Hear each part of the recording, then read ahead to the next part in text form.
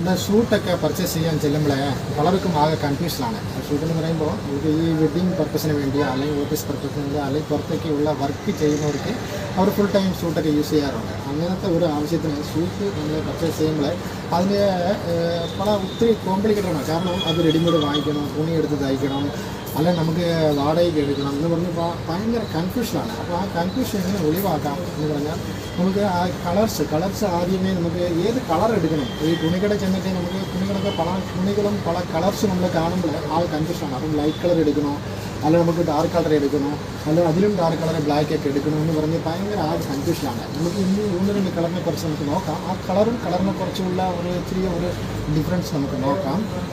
ആദ്യമേ നമ്മൾ നോക്കുമ്പോൾ ഈ ലൈറ്റ് കളർ എന്ന് പറയുമ്പോൾ ലൈറ്റ് എന്ന് എന്നാ പറയുന്നത്, അതിന് ഒരു പ്രത്യേക ഫീലാണ്. ലൈറ്റ് കളർ മീൻസ് ഒരു പ്രത്യേക ഫീലാണ്, ഒരു എലഗൻറ്റ് ലുക്കാണ്. അപ്പം അതുപോലെ വരുമ്പോൾ നമുക്ക് ഈ ലൈറ്റ് ഷെയ്ഡ് ഉപയോഗിക്കുമ്പോൾ ഒരു പ്രത്യേക ലുക്കാണ്. അപ്പോൾ ലൈറ്റ് ഷെയ്ഡിൻ്റെ കൂടെ അകത്ത് എപ്പോഴും ഒരു ഡാർക്ക് കളറ് നമുക്ക് ഉപയോഗിക്കുമ്പോൾ ഒരു അട്രാക്ഷൻ, ഒരു ഫീല് വരും.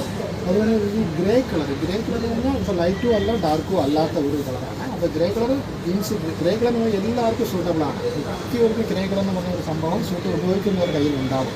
ഇനി അല്ലാത്തവർക്കാണെങ്കിൽ ഗ്രേ കളർ എന്ന് പറഞ്ഞാൽ ഒരു എലഗൻറ്റ് ഫീലാണ്. ഈ ഗ്രേ കളർ എന്ന് പറയുമ്പോൾ അതിൻ്റെ കൂടെ ഏത് ഷർട്ടിനും നമുക്ക് ഇടാം, പ്രത്യേക ഒരു ഫീല് കൊടുക്കും ഗ്രേ കളർ. പിന്നെ നമുക്ക് കൂടുതലും നോക്കുന്നത് ഈ ബ്ലാക്കിൽ ബ്ലൂ ഒക്കെ ആകുമ്പോൾ ഒരു ഡാർക്ക് കളറാണ്. കൂടുതലും നമുക്ക് ബ്ലാക്ക് ഒരു ഗ്രീൻ സ്റ്റൈൽ ഗ്രീൻ കൂടുതൽ ഉപയോഗിക്കുന്നതാണ്.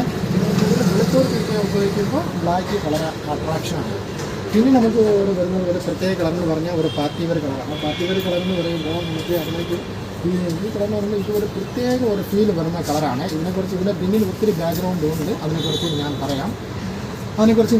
ഇതെന്താ ഇതിൻ്റെ കളറിൻ്റെ പ്രത്യേകത. ഈ കളറിന് പറഞ്ഞാൽ ഈ കളർ ഇടുമ്പോൾ നമുക്ക് കൂടുതലും ഈ ഇതുപോലത്തെ കളർ ഉപയോഗിക്കുന്നത് എൻഗേജ്മെൻറ്റ് പർപ്പസിന് വേണ്ടിയാണ് കൂടുതലും നമ്മൾ ഉപയോഗിക്കുന്നത്.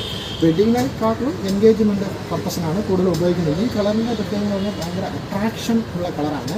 അട്രാക്ഷൻ എന്ന് പറഞ്ഞാൽ എല്ലാവരുടെയും ശ്രദ്ധ, ഓഡിയൻസിൻ്റെ ശ്രദ്ധ നമ്മളിലേക്ക് വർദ്ധിപ്പിക്കാനായിട്ട് ഉള്ള ഒരു കളറാണ് നമ്മൾ അതിനകത്ത് പറയുന്നത്. ഒരു അട്രാക്ഷൻ ഉള്ള കളറാണ്. അപ്പോൾ അതാണ് ഇതിൻ്റെ പ്രത്യേകത.